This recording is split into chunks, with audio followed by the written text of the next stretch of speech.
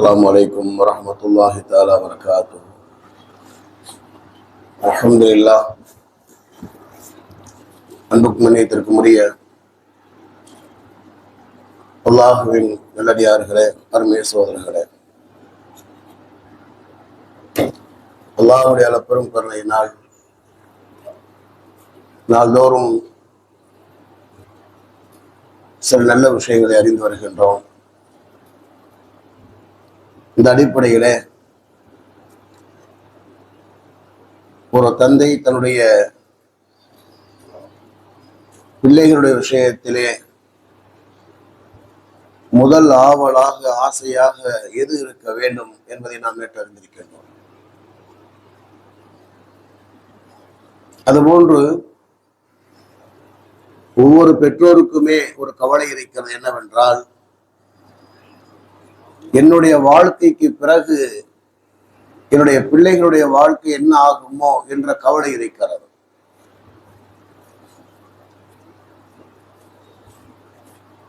ஒருவன் எழுதியிருந்தான்,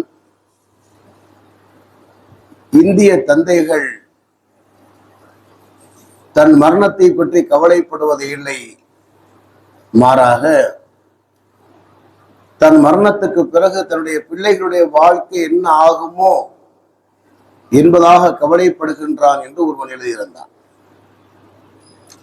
அங்கே அவன் இந்திய தந்தைகள் என்பதாக குறிப்பிட்டிருந்தான். வெளிநாடுகளை பொறுத்தவரையும் உங்களுக்கு தெரியும், ஒரு குறிப்பிட்ட வயதுக்கு பிறகு யாருடைய கண்ட்ரோலே இருக்கிறது இல்லை. யாருடைய கண்ட்ரோலே இருக்க மாட்டாங்க.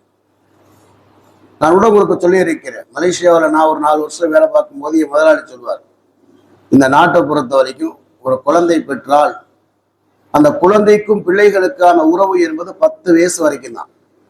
10 வருஷம் 10 வருஷம் 10 வயசு வரைக்கும். என்ன, ஒரு 5 வருஷம் என்ன செய்யறோம், அந்த குழந்தைகளை வளர்க்குறோம். அவன் 6வது வயசுல அவன் படிக்க போறான். 6வது வயசுல 1வது படிக்க போவான்.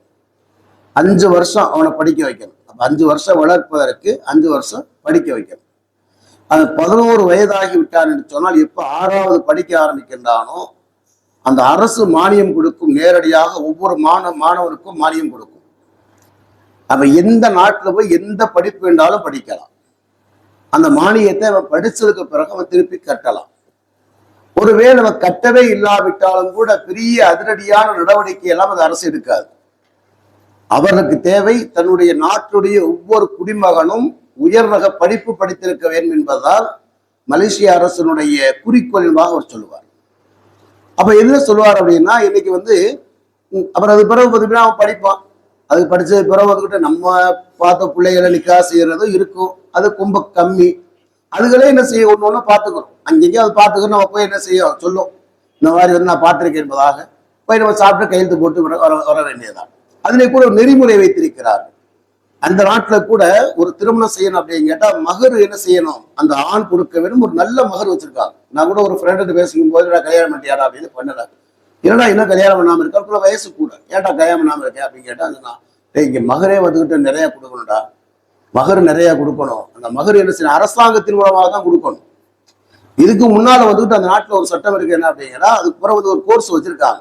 ஒரு கணவன் மனைவி இல்லற வாழ்க்கையில் எப்படி இருக்குங்கிறத அந்த கோர்ஸை படிச்சு அதுக்கு எக்ஸாம் எழுதி அந்த அரசினுடைய அந்த பதிவேட்டுல பதிவு செய்யப்பட்டு அவங்க ஒரு ரெக்கார்டு கொடுக்குறாங்க. இப்ப நம்ம என்ஓசி தான் கொடுக்குறோம் பார்த்தீங்களா, இது மாதிரி அரசாங்கம் ஒரு என்ஓசி கொடுத்தா தான் ஜமாத்து நிக்கா செய்து வைக்க முடியும். அது போய் அங்கே போய் எக்ஸாம்ல பாஸ் பண்ணணும்.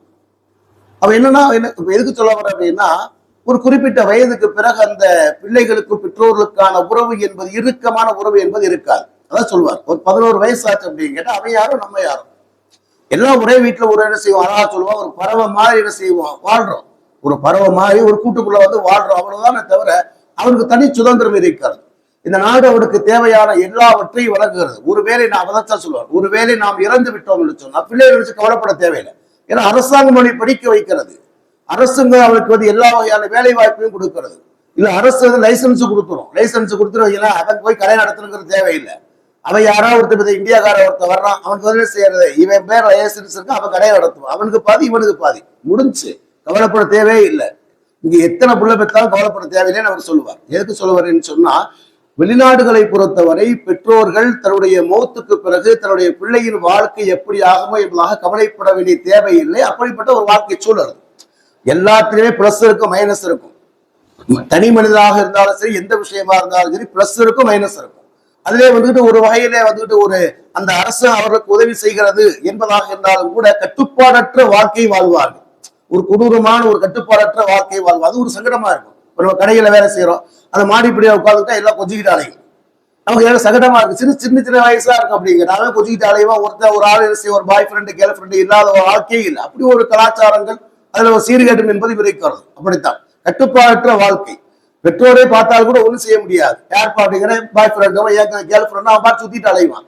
சங்கடமாக இருக்கும்.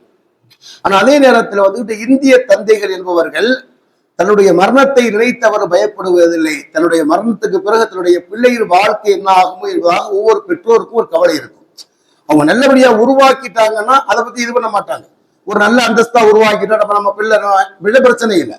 நம்முடைய பிள்ளைகளை ஒரு நெரிசல் நம்ம நிக்கா அப்படி வச்சோம், அவங்க பிள்ளைகளை பார்த்துட்டாங்க, ஒரு நல்ல ஒரு வருமானத்தில் இருக்காங்க, அல்லது நல்ல வாழ்க்கை துணை அமைந்து விட்டது, நல்லா இருக்காங்கன்னா பிரச்சனை இல்லை. அப்படி இல்லாவிட்டால் பொதுவாகவே என்ன செய்யுது அப்படின்னா ஒரு கவலை என்பது இருக்கத்தான் செய்கிறது. ஆனால் அறிஞர் பெருமக்கள் எழுதுகிறார்கள், அந்த பிள்ளைகளுக்கு 2 விஷயத்தை நாம் போதித்து விட்டால் நம்முடைய மௌத்துக்கு பிறகு நாம் பயப்பட வேண்டிய தேவையில்லை. இதான் ஒரு செய்தி. என்னன்னு கேட்டா, அந்த பிள்ளைகளுக்கு 2 விஷயத்தை நாம் போதித்து விட்டோம் என்று சொன்னால் நம்ம மௌத்தாயிட்டாலும் நம்ம நிம்மதியை கண்ண முடிட்டு போயிட்டே இருக்க வேண்டியதான். நம்ம வந்தோம் ஒரு குறிப்பிட்ட காலம் ஒரு வாழ்க்கை, நம்ம என்ன செய்யறது, வாழ்க்கை என்ற நாடகத்தில் நம்முடைய வேஷம் முடிந்து விட்டது, நம்ம பாடு போயிட்டே இருப்போம், அவ்வளவுதான். ஆனால் அந்த பிள்ளைகளுக்கு 2 விஷயத்தை உருவாக்க வேண்டும். முதலாவது என்னவென்று சொன்னால் அந்த பிள்ளைகளை சாலிகானவர்களாக நல்லடியார்களாக உருவாக்க வேண்டும். நற்பண்புகள் உடையவர்களாக, மார்க்கத்துடைய விஷயங்களை கடைபிடிக்கக்கூடியவர்களாக. சாலிக் என்பதில் எல்லாமே வந்துடும். சாலிக் என்பதிலே மார்க்கத்தின் கடமைகளை செய்யக்கூடியவர்களாக, நற்பண்பு மிக்கவர்களாக அந்த பிள்ளைகளை நாம் உருவாக்கி விட்டோம் என்று சொன்னால் நாம் கவலைப்பட வேண்டிய தேவையில்லை. ஏன் என்று சொன்னால் அவனுக்கு அல்லாஹ்வே பொறுப்பேற்றுக் கொள்கிறான். முதல்ல என்ன சொன்னாரு, அரசாங்கம் பொறுப்பேற்றுக் கொள்கிற நேரத்தில் தந்தைக்கு கவலை இல்லை. ஆனால் அந்த பிள்ளைகளை நாம் சாலிகீன்களாக நல்லடியாராக உருவாக்கி விட்டோம்னா அல்லாஹ்வே பொறுப்பேற்றுக் கொள்கிறான்.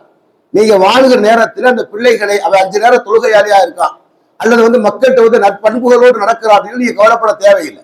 அந்த பண்பை நீங்க உருவாக்கல அப்படின்னா கட்டாயம் நீங்க கவலைப்பட்டே ஆக வேணும். அவனுடைய வாழ்க்கை அப்படித்தான் இருக்கும். ஏன்னா எப்போது அவன் இறை கடமைகளை புறக்கணிக்கிறானோ அல்லாஹ்வுடைய உதவி அவனுக்கு இருக்காது. எப்போது மனிதனிடத்துல மனிதனாக நடக்கவில்லைன்னு சொல்லுவாங்க, என்ன பிள்ளை பெத்து வளர்த்திருக்கா பாரு, போய் சேர்த்துட்டா பாரு, தருதலை பெத்து விட்டு போயிருக்கான். என்ன சொல்லுவாங்க, ஒரு தருதலை பெத்து விட்டு போகிறான். அழகாக ஒருவர் எழுதியிருந்தான், நீ உடைய மனைவிடத்திலே நடக்கின்ற நடப்பிலே உன்னுடைய பெற்றோரின் கண்ணியம் இருக்கிறதாக ஒருவன் எழுதியிருந்தான். இப்ப நம்முடைய பிள்ளைகளை நம்ம நல்லபடியா நம்ம உருவாக்கி இருந்தோம் அப்படின்னா அவன் தன் மனைவிடத்திலே நல்லவனாக நடக்கிற நேரத்திலே அவளும் அவளுடைய குடும்பம் என்ன பாராட்டும், நல்ல பிள்ளைய பத்திருக்காங்க, என் பிள்ளைய நல்லா வச்சிருக்காங்க. நம்ம சொல்லுவோம் இல்லையா, அப்புறம் பிள்ளைய கட்டி கொடுக்குறோம், நல்லா வச்சிருக்காரு, ரொம்ப சந்தோஷம் முடியும். என்ன அப்படின்னா அந்த பிள்ளைகளை என்ன செய்யறாங்க, தாய் இல்லை என்றாலும் கூட தாயின் ஸ்தானத்தில இருந்து நல்லபடியா பாத்துக்கிறாங்க, ஒரு மகிழ்ச்சியை ஏற்படுகிறது இல்லையா. அப்ப என்னன்னு சொன்னா அந்த பெற்றோர்கள் அவனை நல்லபடியாக உருவாக்கி இருக்கிற காரணத்தினால் அந்த பெண்ணின் குடும்பம் மகிழ்ச்சி அடைகிறது.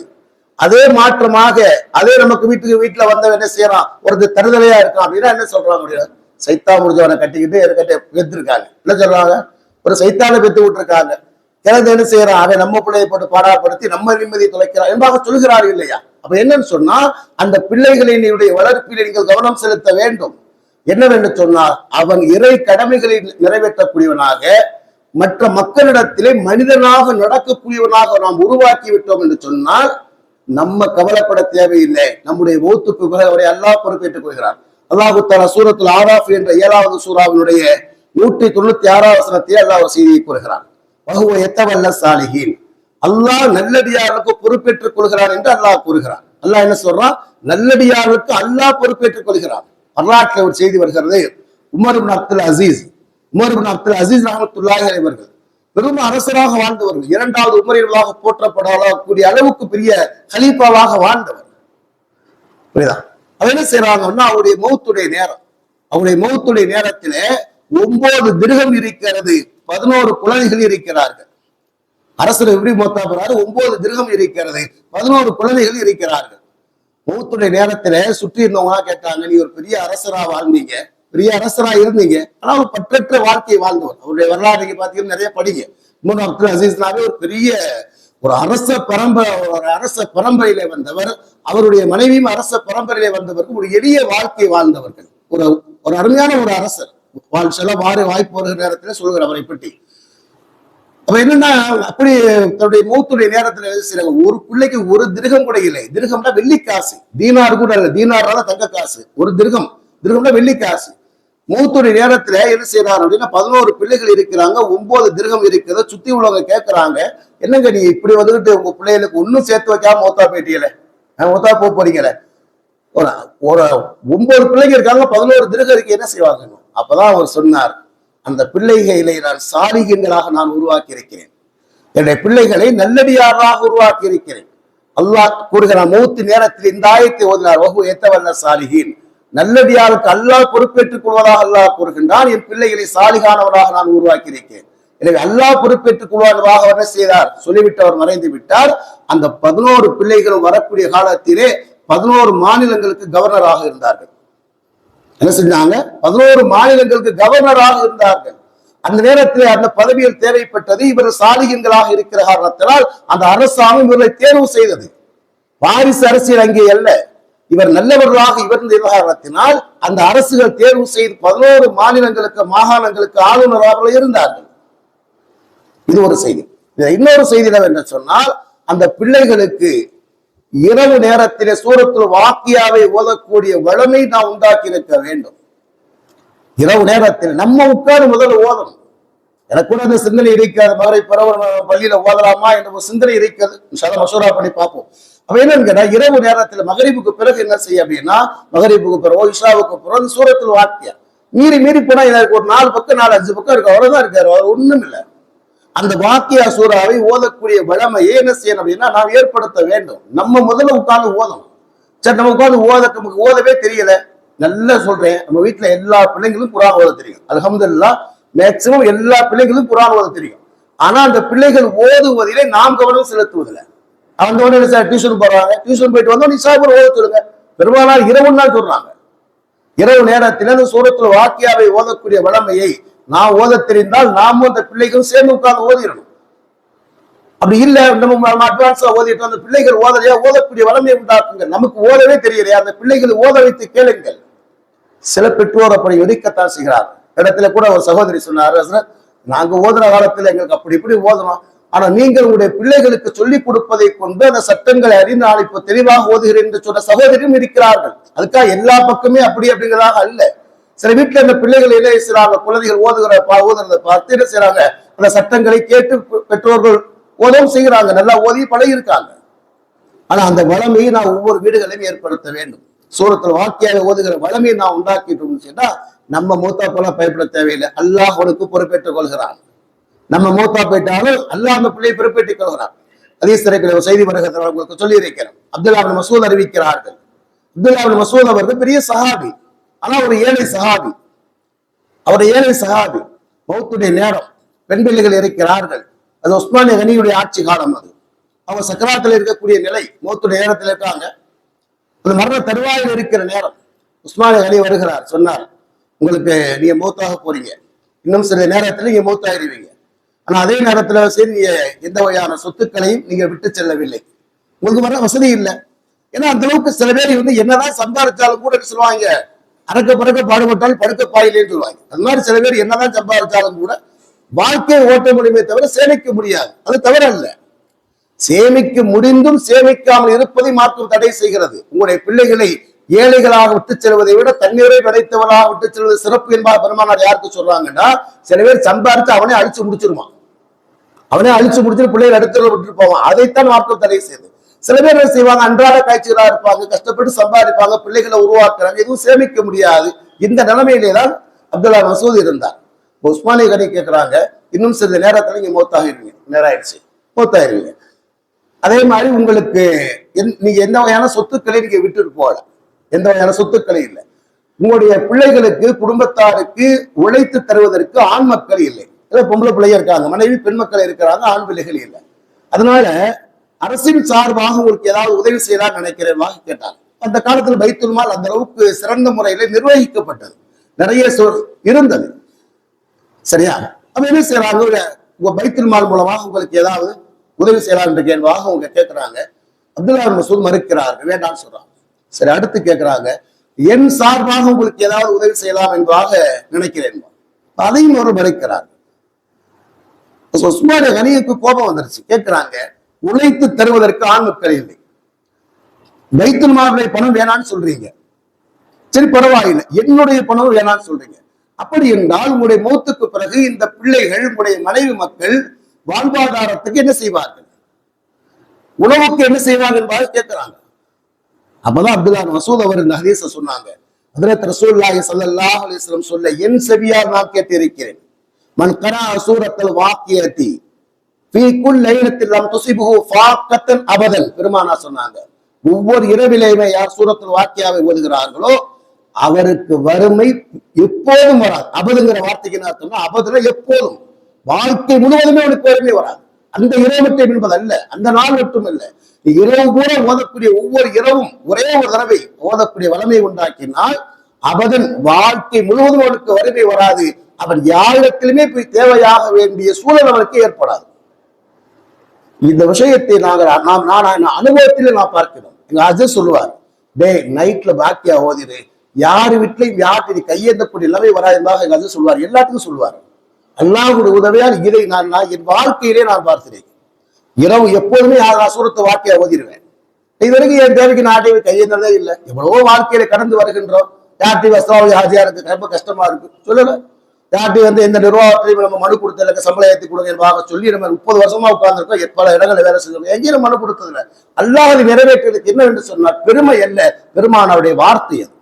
யார் இரவிலே நீ அதை ஓதிவிட்டான்னு சொன்னா உனக்கு வாழ்க்கையில என்ன தேவை வருகிறதோ அல்லாஹ் உனக்கு தந்துருவான். யாரோ ஒருவருடைய உள்ளத்திலே போடுகிறார், ஏதோ ஒரு தேவை ஏற்படும், ஏதோ ஒரு தேவை வருகிறது, ஏதோ ஒரு வருமானம் வருகிறது, அல்லாஹ் இந்த காரியத்தை நடத்துகிறார்.